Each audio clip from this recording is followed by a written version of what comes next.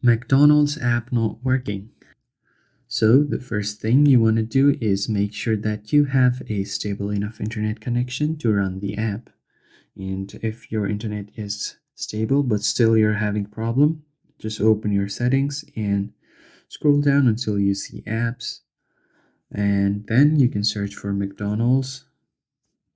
Once you do that, just scroll down until you see battery. On your battery uses, make sure it's on optimized or unrestricted, because if it's on restricted, what will happen is phone will restrict its certain activities on the background, so the app might not be able to run properly. So make sure it's on either of these two. And then if you go up, you will see permissions like camera, location, notification, and phone. The app requires all of these permissions to run smoothly, so make sure to allow all of these permissions. And then finally, if you go to storage, you can clear some cache and you can even clear all of its data to refresh the app.